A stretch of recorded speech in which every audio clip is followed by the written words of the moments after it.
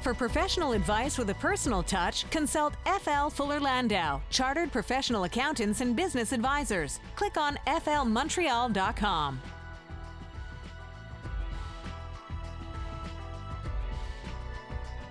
Good evening. Welcome to today's Entrepreneur, presented by FL Montreal, a program about the entrepreneurial spirit that drives Quebec business. My name is Dan Delmar, along with FL Montreal's Josh Miller. Good evening, Josh. Hello, Dan. And this evening, we're going to be talking about Image. We're going to be profiling the team from the Image Salon. That's right. This is, it's amazing. Even though today's digital world and everybody's taking pictures of their phones, still want to have touch-ups, and corporations still need it. Headshots, product shots for all the online advertising and e-commerce. So it's still a pretty big industry, and they've been doing this for the last 5 years and have grown quite a bit. So their story is going to be quite interesting. Danielle and Davina join us from the Image Salon coming up in a little bit, and later in the show, we're going to talk a bit about marketing, of course. And Natalie Riviere of Cometa Communications, our online marketing specialist, is going to talk about the value of content creation and banking as well. Because you can get blitz your content, get a bunch done for a few months, for the year even, and just save it for release later. So we'll talk about that. Dan, you know, content isn't always the easiest, and content is king. So we're going to have that very interesting and fun discussion later. I've heard that content is king once or twice before. Once or twice. Almost like cash is king. Cash is king is better than content is king, but in today's world, who knows? Let's begin with labor. And I want to talk about the labor shortage in Montreal, because I've been in business now, we're going on our 9th year, and I've never really felt it until the last couple of months, actually. I find it difficult to recruit people. A lot of demand for labor. And here's one way. This is from Fast Company, how employers can make flexible work for everyone. Is that the solution, perhaps, to addressing part of the solution to addressing this workplace dilemma employers have? Is do you give a ton of flexibility to your employees, especially your millennial employees? There's no question talent war is on, and it is strong. Unemployment rates are low. It is not the easiest to find your next best, greatest talent. There's a lot of poaching that's going on. There's a lot of, headhunting and recruiting. It's really is a tough market, Dan. I feel for you. I know, we see it every day all over. Flexible work hours is just one aspect to, I don't even want to say differentiate you, because there's so many more companies that are doing it these days. But there's no question that in today's world, millennials or otherwise, because it's not just the millennials that want that flexibility. You can still have your Gen Xers, your baby boomers that can still want it. They're different stages of their life. But work flexibility is something, and really we're talking flex hours. A little bit of telecommuting, a little bit of being able to work remotely from home. But when you're talking about flex hours, it's a great concept. It can be very attractive. It's attractive to young mothers, who definitely, might have different drop-off and pickup times with their kids. It might be, for those that have their hobbies, might be good, start a little bit later, or end a little bit later. But here's the thing. As much as you want to have it, you really got to make sure that the managers are able to manage. It's too easy for employees to take advantage of flex hours. Yes, you can come in at 7 and leave at 4, or you can come in at 10 and leave at come in at 10 and leave at 6. Figure out your hours. But if you're there and your manager's not supervising you, it's easy to be taken advantage of. This doesn't mean that we assume every employee is bad and all that. However, if you can't, it's all about managing people. And I think today and certainly with the millennials and generations that are younger than me, I won't say us, Dan, you're considerably younger than me. Considerably. I would say it's really about managing the results. It's a lot more about managing results and managing the hours. Because everybody works at a different efficiency level too. One person can pump out X amount of work in 8 hours, and another one might take 15 hours to do it, just because they're less efficient. They're not as comfortable with the computer. They're a little new on the job. There's still a learning curve. There could be so many different ways. So it's easier to have work flexible hours if you have the right managers and can manage the results. So they almost have to be trained to be able to manage people and manage results. And I think the other, so it is about productivity. It is about understanding the output versus the input. I think you also have to kind of be flexible about flexibility. Some people don't work well within it, and others work very well. And you have to look at your whole complement and your business, because you're a service business or product business. Are you dealing locally or are you dealing around the world? There's a lot of factors to be taken into account. But if you can find the right mix of flex hours or work flexibility that can work for you, definitely it's an advantage over some other employers. And it is very different depending on the employee. I mean, the thing that we do, the task we do most often is probably writing. And in that case, I mean, you can get someone that can, write 1,000 words in 2 hours, or another person might take 3 days. So, as long as the deadlines are met, I don't care how long they're taking in their private time. But not everybody can manage that. And when you're looking at maybe some generations that are getting a little older, it's about, if it's at 8:30, well, don't come in at 8:32. And if you come in at 8:28, I'm not necessarily giving you the extra 2 minutes. So it really depends on the environment and the culture within that environment. I would say, but if you can strike a great balance and figure out a great potential work environment that includes flexibility, advertise it. Don't keep it to yourself. Let the people know so that it's one more feature that can attract talent. This from Inc.com, 5 ways to protect your company from a cyber attack. This has been making news around Quebec for a while. We had the big Desjardins scandal, of course, over the summer, and they're taking steps to counter that, hiring lawyers and investigators for the clients. First, how do you protect yourself, Josh? And then maybe chat about the response afterwards. I mean, how do you reinstill confidence in your customers after that kind of flaw?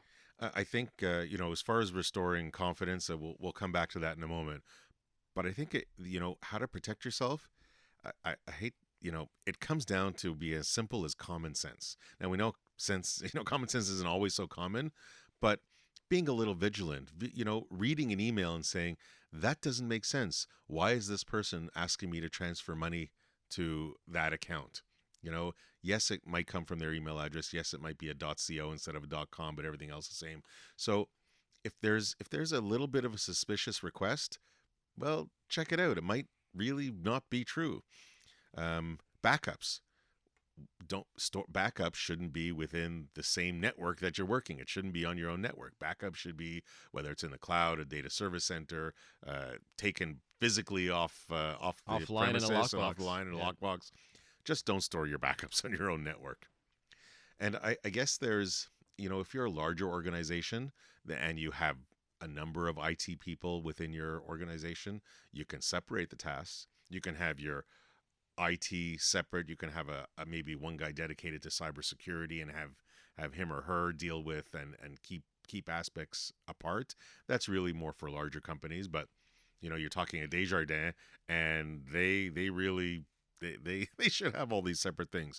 And of course, train your employees. If you see a phishing attempt and phishing with a PH, then train them. Tell them what to look for. Lastly, how do you compete with some of the big brands for top tech talent? Certainly a lot of tech companies are gobbling up that talent right here in Montreal. How do you compete with that? I think at the end of the day, if everybody's looking for the same thing and you're a small business, it's going to be hard to stand out. So look for something a little bit less traditional. Think of your product, think of your service, and maybe don't go after somebody that's in a slightly different industry or sector. They might have the same or similar skill set, but bring a different viewpoint, and they might not even be thinking about your particular sector. So look for a bit less traditional. You can also look beyond the borders. You can look outside of Quebec, outside of Canada. Yes, you'll have to deal with some immigration issues possibly if it's outside of Canada. But you might have this great candidate that's tired of living in France that wants to come to Quebec for whatever reason they want to come here. And it might be a great talent to come in. So play that. I think the other thing is, if you can offer somebody the ability to advance faster in your business than somewhere else, well, then play that up as well. That leadership opportunity is something that somebody else might really be looking for instead of putting your head down and just plowing through. Good article from Inc.com, how to compete with top brands for big tech talent. That's on Inc.com.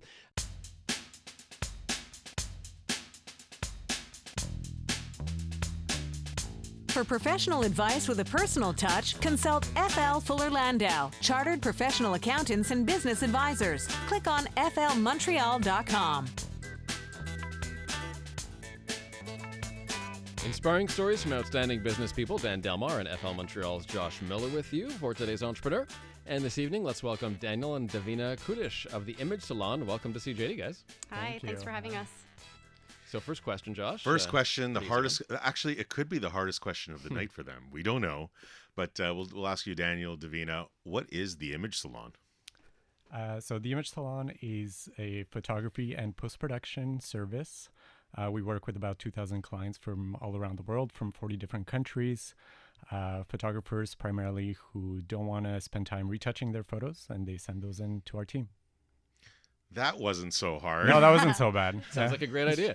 I have to say, I've worked with a lot of photographers over the years, and they all complain about the editing process. They're skilled at their craft, but the editing part is like a different thing, right? Yeah, that's right. And a lot of them have families, or they want to spend time shooting. This is where they make money, right? Is when they get hired to shoot.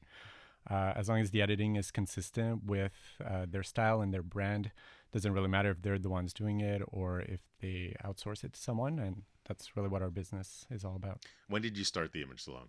So we just celebrated our 5-year anniversary. Woohoo! Yeah, it's hard to believe it's only been 5 years. We've done a lot in that time. Well, what was before the Image Salon? Davina plus Daniel. Well, we were wedding photographers by trade, so we were shooting weddings and traveling, and Daniel and I built this business, just the two of us. But then we also had an associate studio in Montreal. They did local weddings, and then we just kind of thought that the Image Salon was going to be a nice little side project, but it kind of took over more than we could have ever anticipated. You saw a void in the market. Was there not enough? You heard about you were in the community. So like, was there like an aha moment that said we should really start this? Yeah, so we try to outsource ourselves, and so we tried some of our today competitors. And the results that we kept getting back were very average and generic, and nobody asked about our personal style or try to match what we were doing already. And so that's really where we saw that there was a gap in the industry. So we said, look, if we're going to start this, we're really going to create this relationship between the photographer and the editor and make sure that they match their style to the existing photographer's approach. Yeah, what we're really looking for, like as clients basically, was someone to match our style and to be able to feel like we have someone on our team. It's like insourcing, but outsourced. So that's what we had trouble finding. There was nobody customizing the editing. So naturally, the team around you is hugely important. So let's talk HR. Let's talk human resource. First of all, how many are you today? So our team total is just a little over 120 employees. And day one, 5 years ago, you were 2, 3?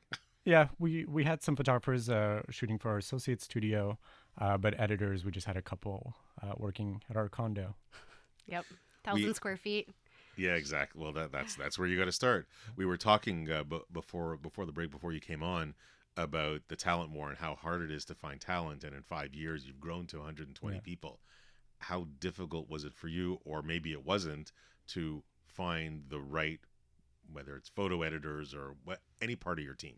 Honestly, I want to say that we were just so smart, and we chose Montreal as a hub because there are so many artists here, but really we just got lucky. We started the business not thinking we were ever going to be expanding the way that we have to as many employees. And yeah, it makes sense. Montreal, there are photography schools. There's a lot of young artists, a lot of people who need work in the arts. So we really never ran out of good candidates. We've always had waiting lists of good candidates. Now, at the beginning, you were interviewing on your own and you were kind of finding them on your own. At what point does that get too cumbersome for you to deal with, and that you start either outsourcing or insourcing if you have your own HR? Yeah, so it was around employee around like 30, 40. That's when we realized it was becoming a little bit too much for the two of us to really manage. And one of our employees who started in customer service was really the person on the ground who was managing the team. And so we said, hey, do you want to, be our HR person? And we didn't call it HR up until more recently. We always called it Team Happiness, and today she's director of HR and Team Happiness, because really her job consists of ensuring that everybody on the team stays happy and they're comfortable and they love their job. Getting smiles as much as you can every day. Yeah. Was it a steady growth over the 5 years, or was there kind of a one part that kind of shot up? Yeah, generally it was steady over the years up until last fall. We got a contract with a giant of the travel industry, and they really required us to scale rapidly. Yeah, that's an understatement. Yeah, so we jumped. What does rapidly mean? Well, we jumped from about 70 employees to 150 in a span of 8 weeks. Wow. So it went very, very quickly. How do you find 70 people overnight? It goes back to the Montreal aspect. I mean, like Davina was saying, there are so many artists here who otherwise are working in cafes or bars and, freelancing on the side. And we're providing them with a full-time job in their field, and we give them flexible schedules so they can still keep freelancing as well. And we didn't have to rely on any recruiters or anything of the sort. And it came. We were like all hands on deck when this happened. It was like, okay, we have to do this. We have to scale. It's say yes and figure it out later. That's always the way we do things. It's like true entrepreneurs. Yeah, I guess so. Everything has a solution. It's just, you just need to find it. How do you stay creative? How do you stay artistic when you're scaling so fast? Yeah. I mean, the Image Salon itself, for us, was not a creative outlet. It's about running the business and providing a quality service and having good customer service. Up until recently, so we launched a B2B photography service in the last few months. So we're launching this locally here in Montreal, where we go into a business that needs photography, needs visual content, and we provide them with all of that. And that's really where Davina and I have been, getting our fill of creative outlets. Yeah, that's actually, we've been so focused on the business and doing all of this stuff that, the creative stuff that we used to get from photographing weddings, we're not doing as much anymore. So it's been nice to get back into the creative side of things. With such a great number of people, you got to have your left hand and right hand and your kind of your management team. How did you kind of pick and choose your management team along the way? Honestly, they were just there.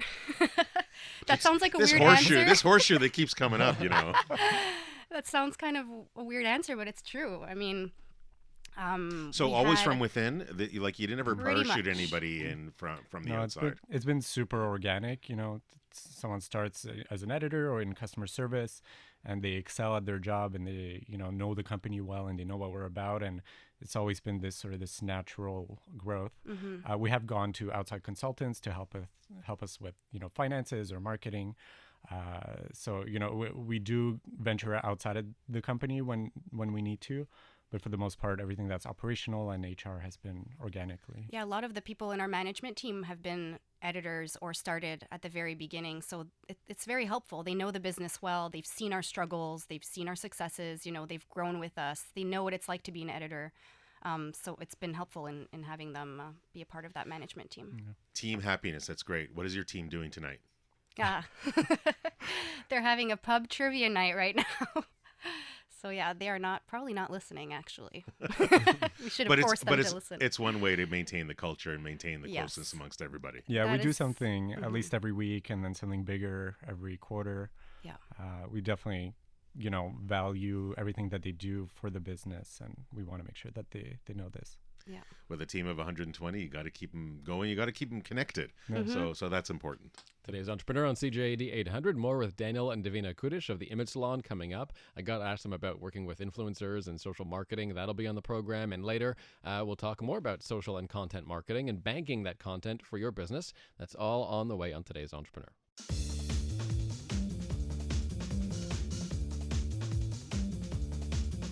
For professional advice with a personal touch, consult FL Fuller Landau, Chartered Professional Accountants and Business Advisors. Click on flmontreal.com.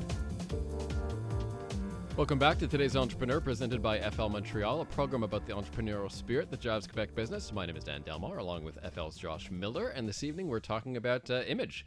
Daniel and Davina Kudish of the Image Salon. What they do is they work with photographers and other artists, and they retouch photos and edit them from really all around the world, guys. Tell me about how you met. because it's really you're a couple that started in business and you grew that way. And tell me how, as a couple, you work through your differences in business. It's like couples counseling. Basically, talk to us. On air with all your friends. That's right. Well, we met on assignment for a magazine. I was 21 and was interning at a local magazine. I was in journalism school. And there was this cute photographer on the assignment. Hello. Who was standing next to Daniel? Yes, exactly. And then behind. No. Yeah, so I did flirt a little bit. You know, that's how Daniel likes to tell the story. So I'm gonna be honest. Yeah. Yeah, so we started dating after that, and we went into business as wedding photographers like a few months in. So I always like to say that we do things in a really weird order. We kind of jump into things and then figure things out and skip steps, but then come back to those missteps, and we just end up where we need to be. As long as you're doing that together, and as long as you kind of have that same vision. Yeah. And I guess, but what happens when you do disagree? Does that ever happen? Oh, no, it never happens. Of course it happens. Rhetorical. Yeah, I feel like years in the past we would take it personally, and that the fights would kind of drag on. But with time, we've learned that we're on the same team, and we're trying to accomplish the same thing, and the other person's opinion is should be taken into consideration more seriously. And maybe I'm speaking for myself. So. She's like, no. And for roles, you complement each other. Like, you don't do the same things at the Image Salon. That's a really good point. And I think for a long time we tried to do the same thing, and we tried to be equals and to be like, whatever he can do, I can do, and vice versa. And that wasn't really helpful in any way. And I think it's like that in our relationship, and it's like that in business. We do complement each other. We both have strengths and weaknesses that differ from the other, and that's a good thing. So we definitely do different things. We don't resent each other for, whatever, say, one of us does a lot of one thing, we don't resent the other for not doing, because we know that yourself. I'm just kidding. Because we know that they, bring something else to the table, both in business and in personal lives. True, yeah. Remember that when it's time to do the laundry again at home. Yeah. But you also have sounding boards, right? It's not, you don't just talk with each other. You use your team and sounding boards. I don't know if you have mentors or outside people that you also kind of work with. Yeah, so we have an external CFO. She's really helped us turn things around over the last 18 months. We just started working with a marketing consultant as well. So yeah, we definitely like to, bring in outside opinions and really help us shape the business to move forward. Now, just switching gears a little bit, you're finishing photos, you're editing photos. Technology has got to play a huge role in your business. Probably not only with the service that you provide, but just running your own company. Tell us about the technology aspect and kind of where you were day one 5 years ago and then yesterday. Yeah, so we started with, just online forums and Dropbox folders, and we tried to set up our own server, and that didn't go quite well. I prefer to not speak about this. It's a painful moment. Yeah. So my brother was working at WordPress for several years, and he was looking to do something different.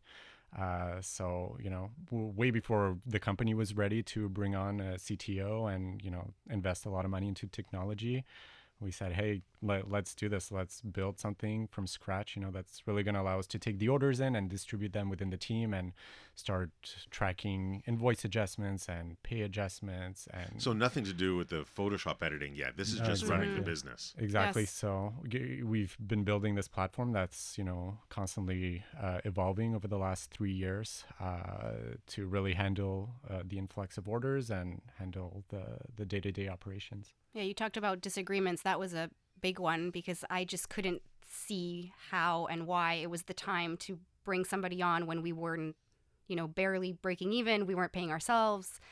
And I'm like, now we're going to invest all this money in technology. So it's one time that I will admit that I was probably wrong. I'll take it. Daniel was right. It has been This is a captured game. now for life, Yeah, right. I'll just rewind, replay. Yeah. Put What it as about- your ringtone or something. What about on the image side? Are you guys using tools that have artificial intelligence, or are there cutting edge tools to speed up that process? We're building some stuff. Yeah. Okay. We're working on it. Yeah. We do use a lot of, shortcuts and, anything that can make us more efficient obviously has a lot of value to us. Yeah, shaving a few seconds off of a task that 120 people are doing multiple times a day really adds up. So anywhere that we can save some time definitely is worth it. Now, it's interesting, coming back to the technology for your own business, it's evolved quite a bit. Like you say, you had your CTO that come on earlier, or this guy that came in who was elsewhere. Where does it stand today? Like, is this something that's only for your own business? Is that something that you constantly tweak or develop? What's been the best outcome? Is it customer experience or user experience that's part of it? It's really, well, the internal operational experience is, pretty much hands off. It's the system handles everything. So a client places an order, uploads the images, the order knows who to go to, like if there's an assigned editor. If the number of images change, then we need to do an invoice adjustment. There's no accounting department that needs to get involved. We either credit the client or charge their credit card. It sends the files automatically back to the client. If we need to set a due date, they get it notified automatically. Basically, every step where a human could get involved is being managed by the system. Mm-hmm. And then client facing, it's a lot simpler and easier for them too, which, converts to more sales. And if it's easy to use for the clients, then they'll keep coming back. Does that mean you don't have an accounting department? That's right. We use a accounting firm in Ontario that just does our bookkeeping at the end of the month, but we don't have an internal accounting. We only have 5 managers handling 120 people. So we're really trying to keep it lean as much as possible. Now let's talk financing. You're building, you're growing rapidly. You have a lot of people you're going to pay. How does that learning and understanding the cash flow within your business from day one till today, and certainly when you mentioned that you had almost doubled your team at one point, how did you handle that, or what was some of the lessons there? That has been the biggest roller coaster, not just of our professional lives, but of our lives in general. Yeah, it's definitely not our strong suit. And I'm fine admitting it. I don't think entrepreneurs need to be good at everything. I think you need to recognize the points where you are good and ones where you're maybe a little bit weaker. And for us, finances is one of those things. So when we started working with Marie-Ève, our external CFO consultant, she really helped us, restructure the business on paper and make it look better than it was, or make it look more accurate. Yeah.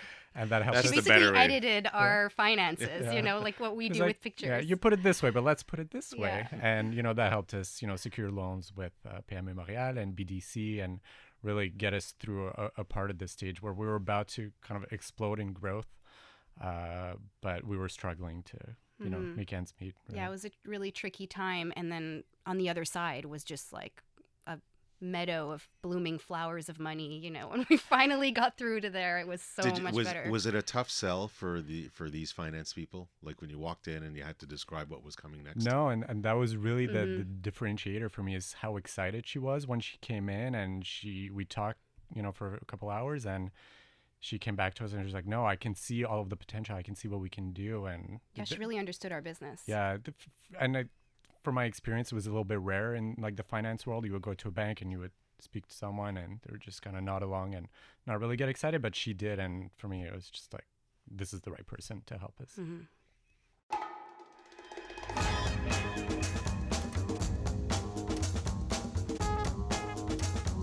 For professional advice with a personal touch, consult FL Fuller Landau, Chartered Professional Accountants and Business Advisors. Click on flmontreal.com.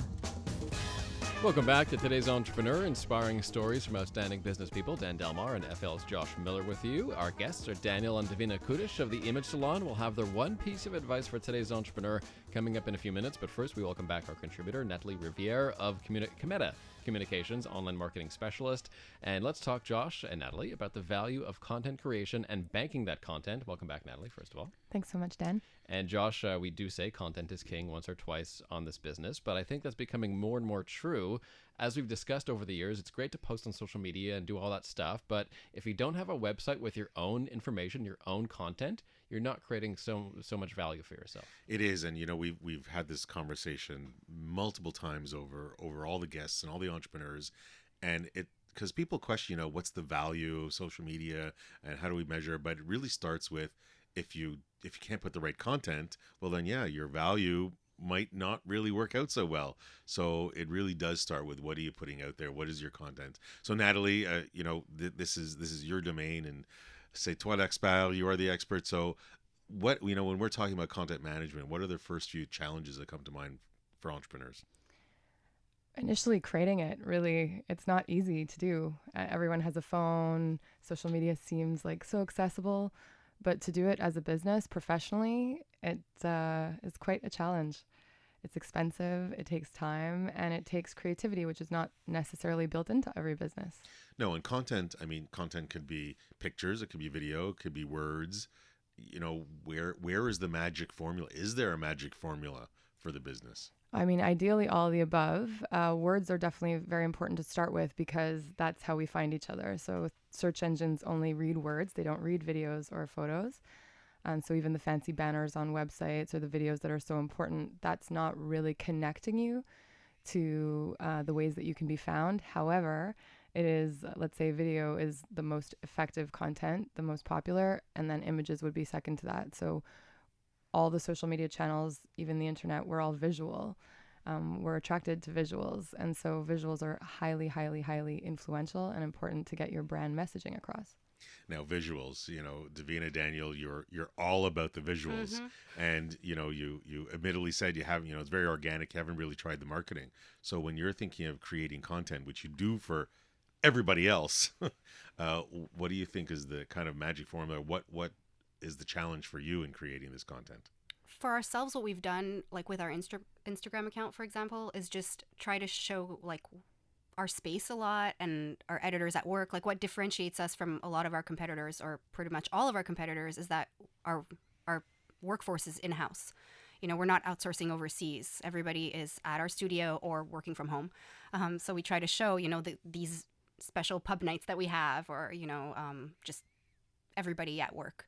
Really about the culture and environment of, exactly. of the firm. Yeah. So we do a lot of that. And then obviously, some of our before and afters and things that we do, and showcasing a little bit of all of that. So, I guess if you can provide genuine content, like that's the thing, you want people to really believe that this is who you are. So is it easy to tell, or how do you kind of capture that genuine versus fake content? I know it's a really difficult question, but I'm asking it anyways. I mean, the data does show that authentic content will perform better. So technically, yes, genuine content does perform better in the ways that you can calculate it. But we also just feel, fake news from something really genuine. And so, yeah, it comes down to the audiences. But in your case, the audience is, yes, clients, and that's really important. But the audience is also hiring, anybody looking to even feature you on the media.